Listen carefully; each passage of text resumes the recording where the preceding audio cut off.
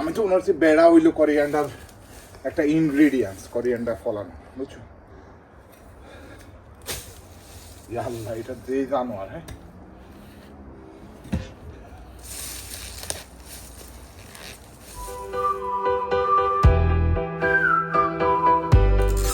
আলহামদুলিল্লাহ, সুন্দর একটা দিনে শুরু করছি আলো ঝলমলে রোদ দিয়ে।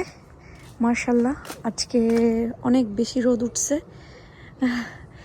এই কয়েকদিন যে এত খারাপ ওয়েদার ছিল, এটা দেখে কেউ বলবেই না যে এই কয়েকদিন এতটা খারাপ ওয়েদার ছিল। যাই হোক, আমি এখন হচ্ছে রান্নার জন্য মাছ মাংস বের করে রান্না করতে হবে, ফ্রিজটাও চেঞ্জ করতে হবে, সব একদম এলোমেলো অবস্থায় আছে। গত দুদিন তো মাছ টাছ খেলে, এখন চিন্তা করছি যে চিকেন রান্না করব। তো চিকেন নিয়ে আর রান্না করা যায়।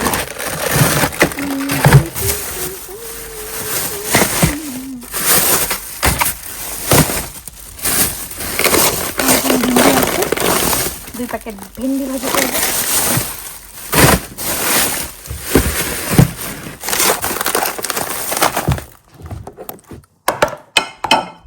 একটা ভিডিও দেখলাম চারিদিকে ভরে গেছে, সেটা কি 5 মিনিটে মাংস যদি আপনারা হচ্ছে বরফ মুক্ত করতে চান, ফ্রিজ থেকে বের করে ঝটপট মেহমান আসার পরে রান্না করার জন্য, তাহলে গরম পানির ভিতরে মাংস রাখবেন আর উপরে নাকি এরকম লবণ ছিটাই দিয়ে 5 মিনিট রেখে দিলেই নাকি মাংসটা একদম ছুটে যাবে। তো আজকে আমি পরীক্ষামূলক এটা করেই দেখি। যদি এটা না হয় তাহলে এই সমস্ত মানে কি বলবো ভুয়া ভিডিওই পুরা দুনিয়া হয়ে গেছে এবং সবাই ওইটা কপি করে হচ্ছে ভাইরাল হওয়ার জন্য।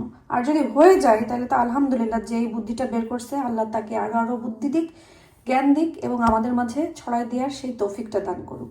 তো আমি এখন লবণ দিয়ে এটা আমি হচ্ছে গরম পানি দিয়ে ভিজায় রাখছি।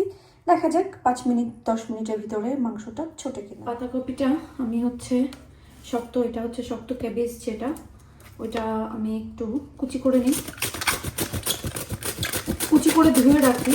রান্না করবো না কি করবো সেটা পরে দেখা যাবে, আগে সব কিছু রেডি করে নিই।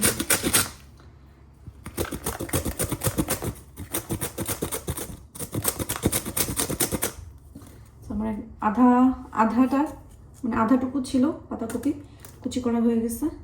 এখন বেগুন ভাজির জন্য বেগুনটা একটু কুচাই নেব। বেগুনটা কিন্তু আমি আগে ধুয়ে নিয়েছি, ধুয়ে নিয়ে এটাকে এখন একটু কুচাই নিব।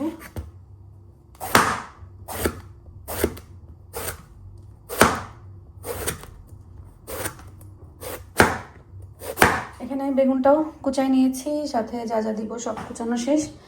এখন 5 মিনিট 10 মিনিটেরও বেশি হয়ে গেছে, মুরগি তো এখনো ছুটলো না।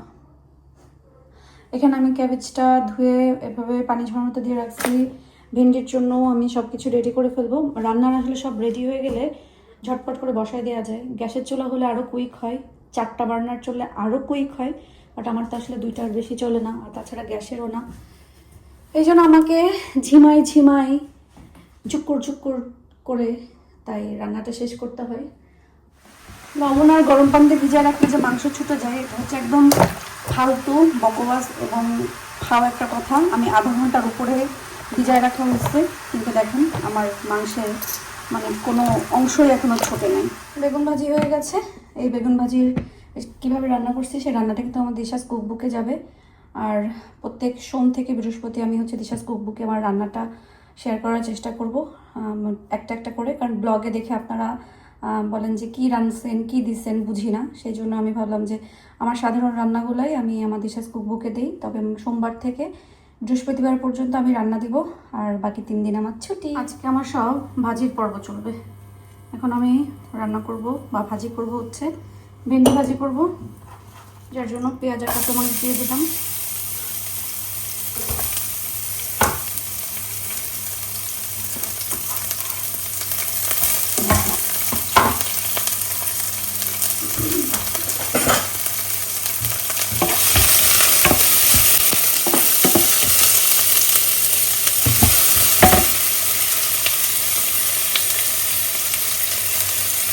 তেলটা একটু কমই হয়ে দিচ্ছে আমার।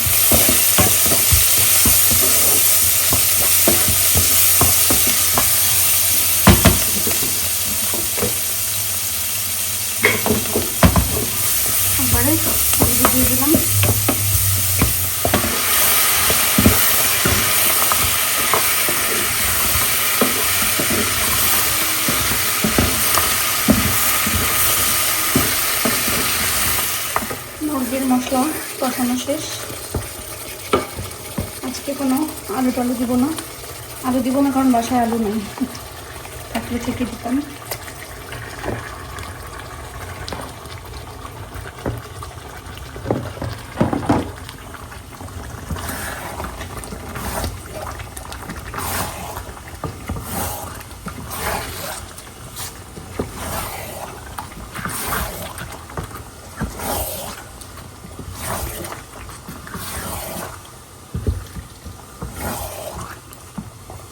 ভালো করে নাড়াচাড়া দিয়ে এখন আমি এটা ঢেকে দিব। মাথা ব্যথার কারণে কি যে উল্টাপাল্টা বলতেছি আমি নিজেও জানি না। ভাজিটা হয়ে আসছে, এই পর্যায়ে আমি ঠিক জিরা যেইভাবে দিয়েছিলাম ঠিক সেইভাবে 1 চিমটি চিনি দিয়ে দিলাম। চিনি দিলে হবে কি, বেগুনে যে কষকষ ভাবটা থাকে চিনি দেওয়ার পরে সেই কষকষ ভাবটা চলে যায়। এখন একদম আলতো করে আমি সব কিছুর সাথে সব কিছু মিক্স করে দিব। 1 নিমিষে রান্না বাড়া খাওয়া দাওয়া সব শেষ। এখন আমি সব জানলা দরজা খুলে দিয়েছি যেন তরকারির গন্ধটা চলে যায়। আর গ্রিন বিনে এটা ফেলে দিয়ে আসি।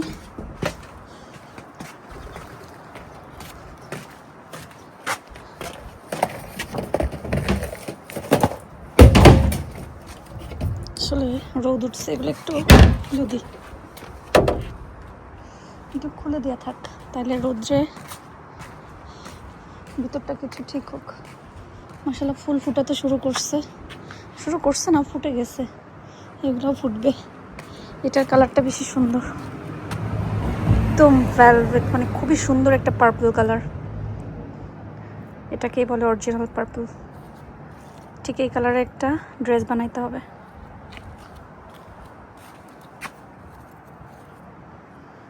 নাইস। এই ফুলটা আবার একটু অন্যরকম, থুকা ধরা। এবার সবই দেখি পার্পল চলে আসছে। ওকে, সবগুলাই সুন্দর।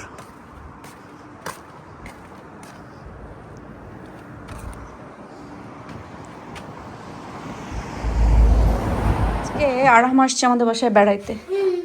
এখন আরহাম আসার পরে, আরহাম তো শর্ট আর টি শার্ট পরে আসছে, যেটা পরে নামাজ পড়া যাবে না, না আরহাম? তো এখন আহিলের একটা তুপ পড়ছে, অ্যান্ড আহিলকে হেল্প করতেছে, নামাজের জায়গা ফিক্স করতেছে না নামাজ পড়ার জন্য। Well done Arham.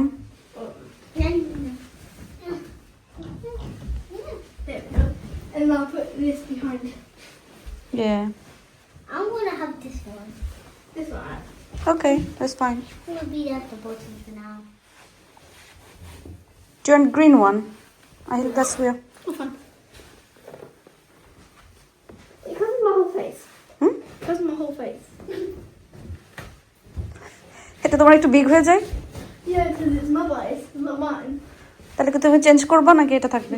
This one is yours. হ্যাঁ, Yeah, okay. Yeah, it's fine. আয়াদ আসো, আয়াদ। Arham. Uh-oh. Assalamu alaikum.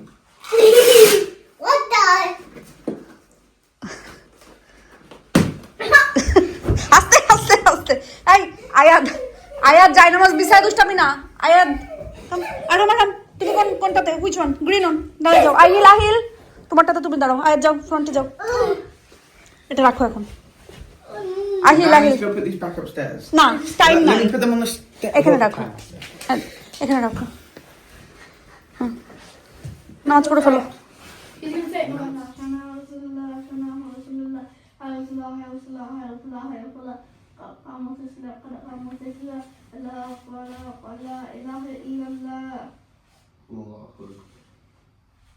হ্যাঁ, ওইটাতে যেরকম করা এরকম করো। ওকে, আমরা এইভাবে একটা পিকচার তুলবো। ওকে, এই টি শার্টটা আরহাম আহিলের জন্য নিয়ে আসছে, সো দুইজনের same T shirt. I'm gonna wear this to sleep. I'm gonna wake up. আরহাম নাকি আজকে স্লিপ ওভার করবে। আর ইস্যু আরহাম 6 7. Yeah. আরহাম wait, লিভ দা, ওয়েট। হ্যাঁ, Use your tissue. আমি দেখাই আজকে পুরাটাই আরহামের ট্রিট। আরহাম ওর চাচারে বলছে স্যামস খাবে না আরহাম। ইয়া বেবি ওয়েট, আমি সব আয়াদ ওয়েট করো, আমি সবাইকে বাবা দিয়ে দিই। একটা প্যাকেট থেকে বেশি খা। Okay this to Arham and burger wait ইয়ে করতে হবে। Do you want this one? This one is loaded rice not chips. Yeah. Okay garden project চলতেছে, মানে গেন্দা ফুল গাছ এত বেশি উঠছে, এগুলাকে এখন ছড়ায় ছিটায় দেওয়ার চেষ্টা করতেছে। এইগুলা কোন ধরনের গেঁদা হবে এগুলাকে? জানি না, ছিটাইছি এখন আল্লাহ জানে। আচ্ছা, আর এইদিকে তো গেঁদা ফুটতেছে, বাট আমি যেই কাজটা করব এখন সেটাই আপনাদের সাথে শেয়ার করব। দিশা গেঁদা ফুলগুলাকে এদিকে ওইদিকে দিতেছে, আমি একটা কাজ করব, সেটা হলো গিয়ে আপনার এইখানে অনেকগুলা গেঁদা গাছ, সে মাঝখান থেকে কয়েকটা তুললো। আমি এই যে এই গাছটা আছে না, এটা ও ওইখানে তো দিশা ওই যে ধনিয়া পাতা যেখানে দিচ্ছে এখানে আগাছা হয়ে গেছিল, সে সব ফেলছে, খুব ভালো একটা কাজ করছে, এই পাশটা পুরো পরিষ্কার করছে, ওয়েল ডান। আর ওখানে গেঁদা ফুল দিছে, সে এই কর্নারে কিছুই কখনো লাগানো হয় না, এই জন্য এবার গেঁদা ফুল দিছে, দেখা যাক হয় কিনা। আর এখানে আমরা আবার নতুন করে ধনিয়া ছিটাবো, এই জায়গাটাতেই ধনিয়া ছিটাবো। আর এই ইয়েটাকে এখানে রেখে দেই আমরা, গাছের নিচেই থাকুক, কি করবা। তো আমি এই গাছটারে সরাই দেখি ওই ওকে, তাহলে তো আমাকে পুরা পুরা বাগান এখন ফুল দিয়ে ঘেরা হয়ে গেছে, মাশাআল্লাহ খুবই সুন্দর। তবে আমি এই গাছটারে এখন উপড়ায়া মানে ফালানোর ব্যবস্থা করি। এখান থেকে একটা ভেঙে ফেলছি, দেখ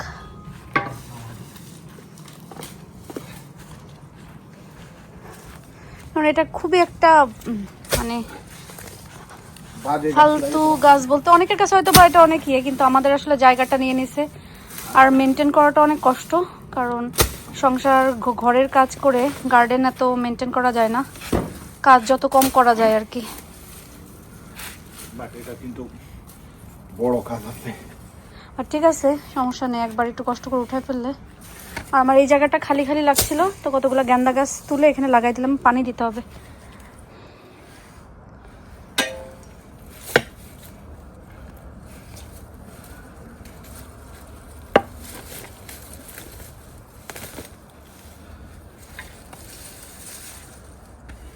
কারণ আজকেই করতে বলতেছি এই জন্য, কারণ মাটি অনেক নরম,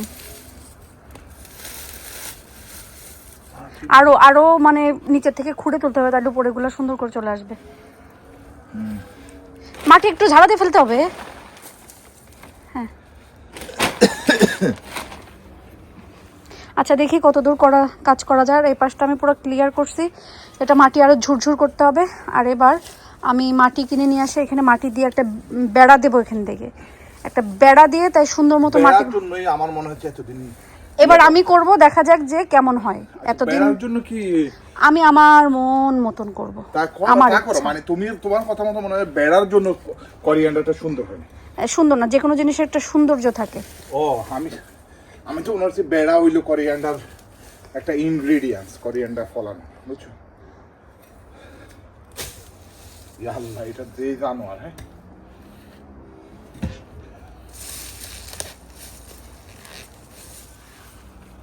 আমার এই গাছের গোলাপগুলা মাশাআল্লাহ মাশাআল্লাহ, মানে হাজার হাজার গোলাপ ফুল, হাজার হাজার। কালারটাও কত সুন্দর।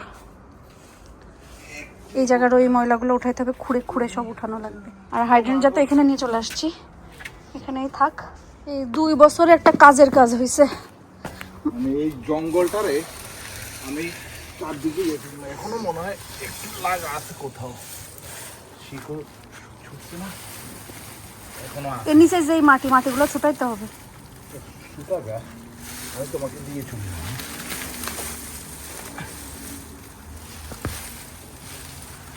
ওকে, এখন এটার উল্টাই দিই। ইয়া আল্লাহ, গার্ডেনটা এখন আরো বড় লাগবে। ইয়া মাবুদ, যে পোকা। কই পোকা? কই পোকা? আসলে কি এর থেকে মাটি আসবে না? এগুলো না না না এটা ধরে এইভাবে ফেলে দিতে হবে, ভিতর থেকে কোনো মাটি নাই, সব শিকড়ে দিয়ে। না, এর ভিতরে মাটি নাই। এই যে মাটি যা পড়তেছে ওইগুলো এই ফেলতে হবে, বুঝছো?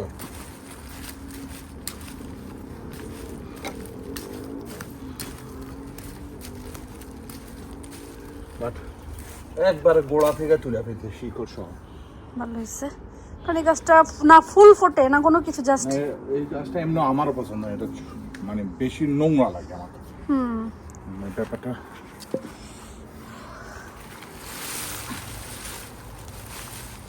আচ্ছা এভাবে আসলে ব্যাগে ঢুকাই দিও, মাটি পড়বে না। ব্যাগে আসলে গার্ডেনের এই পাশটা যখন এই গাছটা তোলা হয়ে গেছে, এখন এই পাশটা কিন্তু পুরো আমাদের সবজি বাগান, এই মাথা হয়ে যাবে সবজি বাগান। সো টমেটো গাছ বড় হচ্ছে, এই যে এগুলা টমেটো গাছ, টমেটো ধরবে ইনশাল্লাহ। লাল শাক ফলন ভালো হচ্ছে না, আমরা আবার নতুন করে লাল শাক বুনবো। এখানে ধনিয়া পাতা, লাল শাক এগুলো আবার বুনা হবে। এই যে দিশা পানি নিয়ে এসে এই পাশটাতে যে লাগাইছে, এটাকে কি বলে, এই পাশে নতুন করে আবার গাঁদা ফুল লাগাইছে, ওইগুলাতে পানি দিচ্ছে।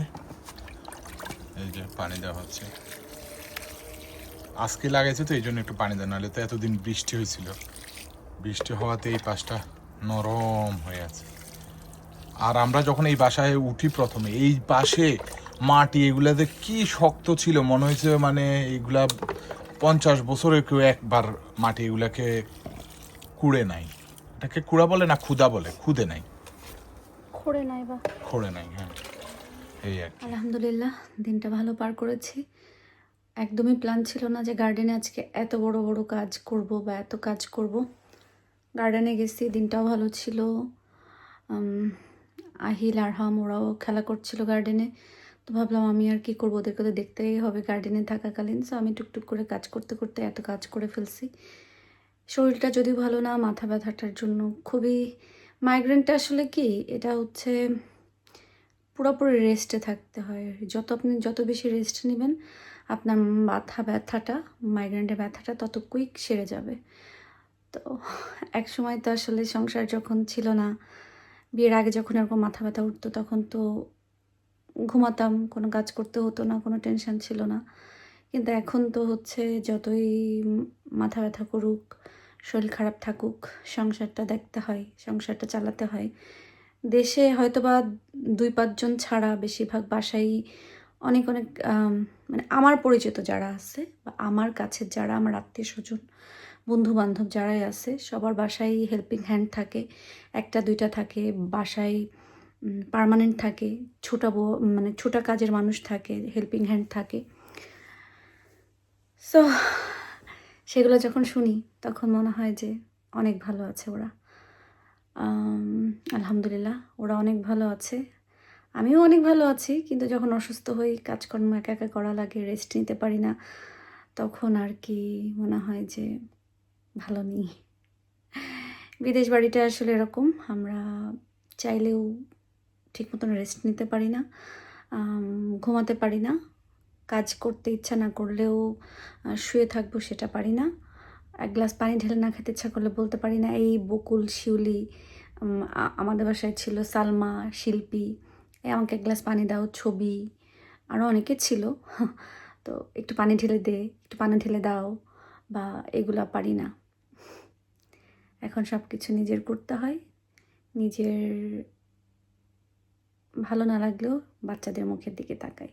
আমার মনে হয় আমরা যারা মা আছি সবাই এমন। যাক, অনেক কিছু বলে ফেললাম। আজকের মতন সবাই ভালো থাকেন, সুস্থ থাকেন। আর আমাদের গার্ডেনের কর্নারটা কেমন লাগছে, বা আমি ওই জায়গাটাতে কিছু গাঁদা ফুল গাছ লাগাই দিয়ে ভালো কাজ করছি কিনা, বা ওইখানে লাগানোটা ঠিক হয়েছে কিনা সেটাও বলবেন। বাট আমার কাছে মনে হয়েছে ঠিক আছে, কারণ ওই জায়গাটা একদম খালি ছিল।